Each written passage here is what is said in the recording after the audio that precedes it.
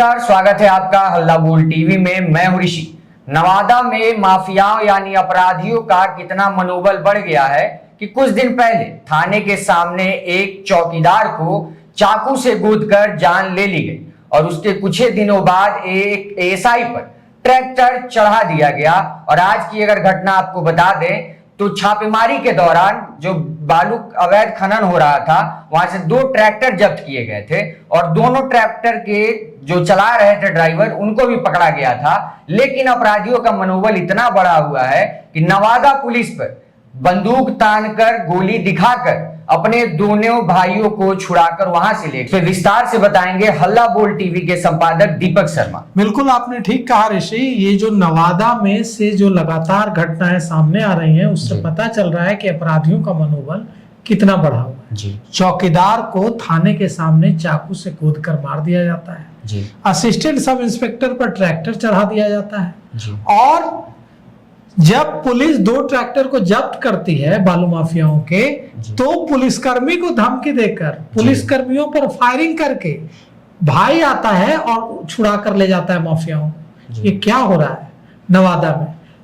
नवादा में जो आईजी नए आईजी गए हैं मगध रेंज के विकास वैभव, वो खुद नादिरगंज थाना में जाते हैं और वहां जाकर वहां के थानेदार को निलंबित करते हैं, क्योंकि थानेदार की संलिप्तता अपराधियों के साथ साठगांठ में शामिल होने की आ रही है।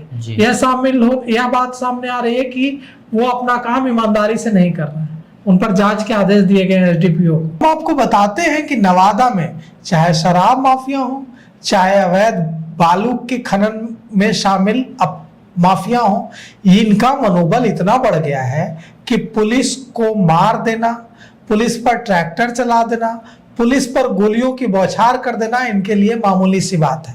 अभी नवादा में क्या हुआ है हम आपको बताते हैं। नवादा में अवैध बालू खनन के खिलाफ कार्रवाई करने गई थी खनन विभाग की टीम और पुलिस की टीम। बालू माफियाओं ने फायरिंग कर दी। यह घटना हिसुआ के पास के ढाढर नदी के पास की बताई जाती है जी।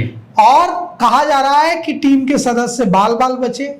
एक ट्रैक्टर का ड्राइवर गिरफ्तार किया गया था। ये लटावर गांव का मामला है। लटावर गांव के ग्रामीणों की शिकायत पर खनिज विकास पदाधिकारी और हिसुआ के थाना प्रभारी मृत्युंजय कुमार के नेतृत्व में वहां पुलिस गई थी। पुलिस ने छापेमारी की। ढाढर नदी में 3 ट्रैक्टर पर बालू लोड हो रहा था। पुलिस को देखते ही वो तमाम लोग भागने लगे। 2 ट्रैक्टर भागने में सफल रहे, लेकिन एक ट्रैक्टर नदी में फंस गया, उसे जब्त किया गया। साथ ही साथ ट्रैक्टर का जो ड्राइवर था हर्षित राज और मदन गोपाल, वो भी पुलिस की पकड़ में आ गया। इसके बाद हर्षित का भाई राजगोपाल पिस्टल लेकर पहुंचा, पुलिस पर फायरिंग की और फायरिंग करके पुलिस को पीछे हटाकर, पुलिस जब फायरिंग शुरू कर दी तो पुलिस पीछे हटी। उसके बाद अपने भाई को हर्षित राज को राजगोपाल छुड़ा कर ले गया और पुलिस कुछ न कर सकी। पुलिस को वहां से भागना पड़ा। इसके बाद पुलिस अधिकारियों को यह बात बहुत नागवार गुजरी कि अपराधी का मनोबल इतना है कि वे पिस्टल लेकर आ रहे हैं, पुलिस पर गोलीबारी करके पिस्टल से डरा कर पुलिस को पीछे कर दे रहे हैं और छुड़ा कर ले जा रहे हैं। तब तो नवादा में कानून व्यवस्था नाम की कोई चीज ही नहीं रही। इसके बाद छापेमारी की गई और दोनों ट्रैक्टर जब्त किए गए। नवादा और हिसुआ कि पूरे उस इलाके में लगातार इस तरह की जो बालू कारोबार, शराब कारोबार, ये कोई नई बात नहीं है, लेकिन अपराधियों का मनोबल बढ़ना बहुत नई बात है। पहले पुलिस को देखकर अपराधी भाग जाते थे, अब क्या कर रहे हैं? थाने के सामने चौकीदार को चाकू मार रहे हैं, असिस्टेंट सब इंस्पेक्टर पर ट्रैक्टर चढ़ा दे रहे हैं और पुलिस गिरफ्तार करने जा रही है तो पुलिस पर गोलियां चलाकर पुलिस को भगा दे रहे हैं। तो अब जो पुलिस को यह देखना होगा कि अपराधियों का मनोबल बढ़ क्यों रहा है। जो मगध रेंज के नए आईजी हैं विकास वैभव, वे और नवादा के एसपी अभिनव धीमान, ये पहुंचे थे नारदीगंज थाना। नारदीगंज थाना दोनों पहुंचे, आईजी विकास वैभव भी पहुंचे और नवादा के एसपी अभिनव धीमान भी पहुंचे।